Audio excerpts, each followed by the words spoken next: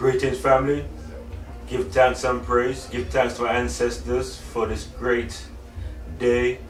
And we have to give thanks to our ancestors because if it weren't for my parents, I wouldn't be here right now.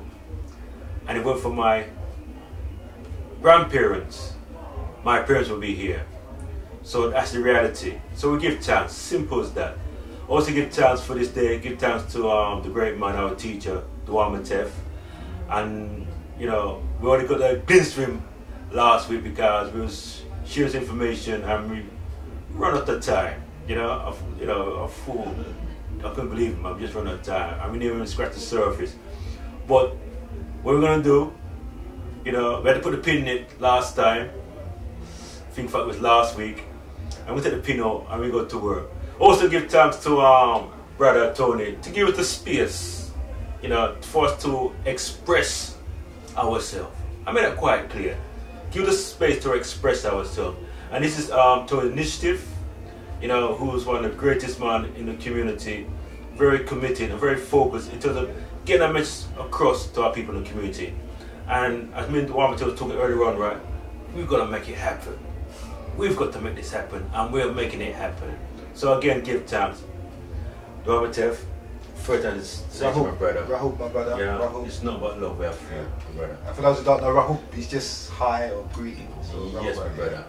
And Duamatef, as you know that you kind of reasoned with us, in fact it was last week, and he was able to talk about, you know, what's happening in the community, and take it from a global perspective. I talk about the Olympics and I think about education and what's happening in the community. And so I talk about your personal life journey, right? And in fact, part of the journey was we'll talk about the whole thing about Jamaica, but we was able to deal with the whole thing about Jamaica.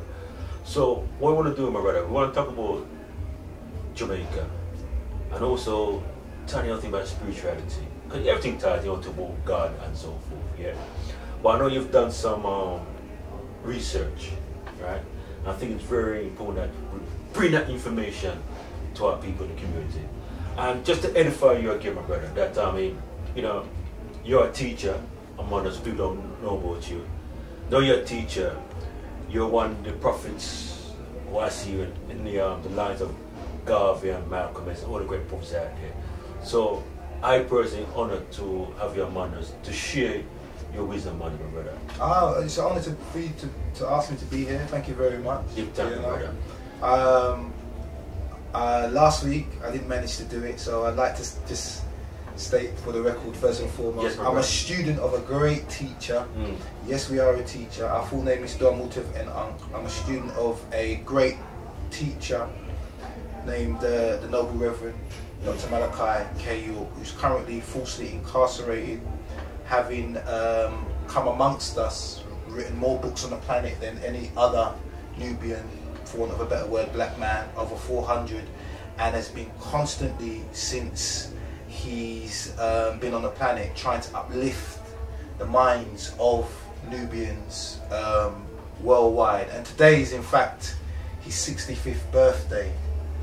And he's been incarcerated since May the 8th, 2002. So I'd just like to take time out on this video, whoever sees it, to remember the Noble Reverend Dr. Malachi K. York. Metacrawl him. Some people say Google. I like to use Metacrawler because it searches all the search engines. Alright, find out about this man, alright, because I mean, I hear what you're saying, yeah, and your words are very kind indeed. But as I said, I'm just a student of a master.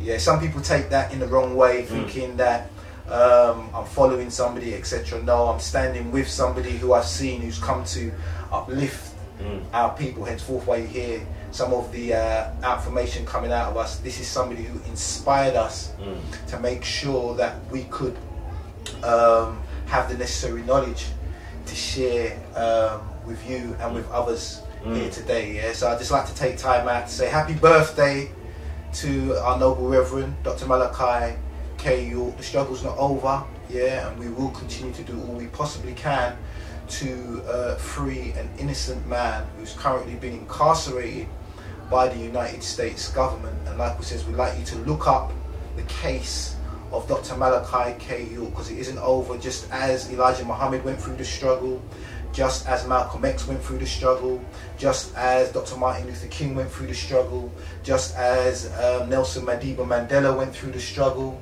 just as the seer, the noble Marcus Messiah Garvey went through the struggle, right? Yeah, yeah. We're still in the struggle, and the struggle is still continuing. Yes, my brother.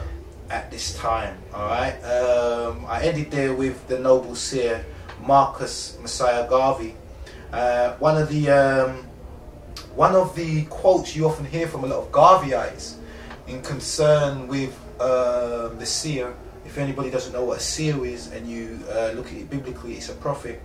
One of the things that he's often quoted as saying is that we as a race, i.e. Nubian people, Moors, which what we're called in international treaties that are held within the United Nations, that's what we're called. We're not called Negroes, blacks, niggers. For anybody who's offended, it may happen, but yo, it's in the Bible. Yeah, look at the book of Acts, you'll see it, 13, 1 to 6, you'll see the word nigger. That's where it's coming from.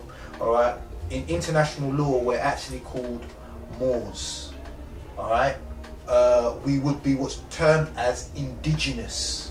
Okay, so we are native, being the original inhabitants of the entire planet Earth. It doesn't matter whether it's Africa, Asia, Europe, Americas, yeah.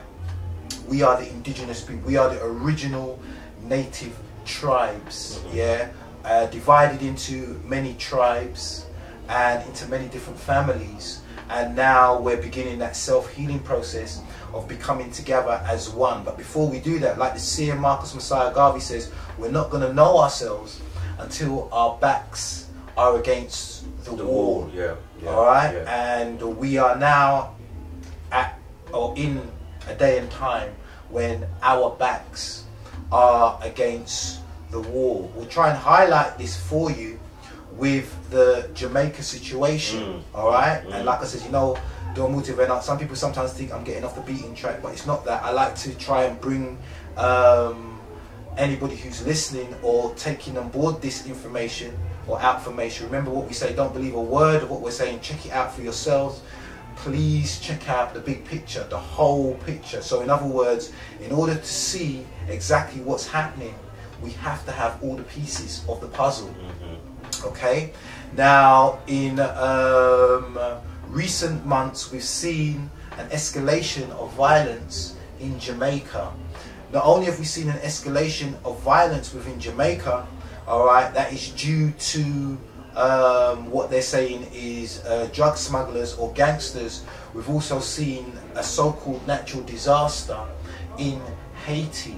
All right, that's right. What a lot of the public may not be aware of, as a consequences of the natural disaster in Haiti and of the deteriorating social situation in Jamaica, which led to the Prime Minister Bruce Golding of Jamaica called in a state of emergency.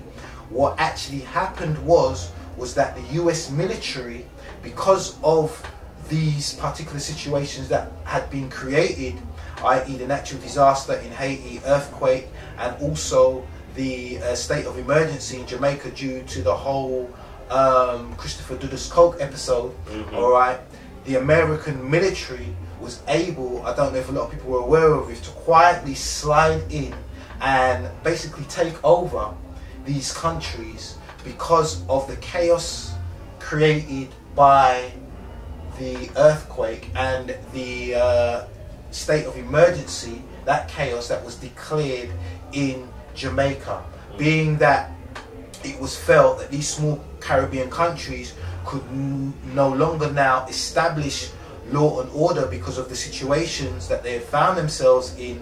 Then the American military, all right, who, if you like, polices that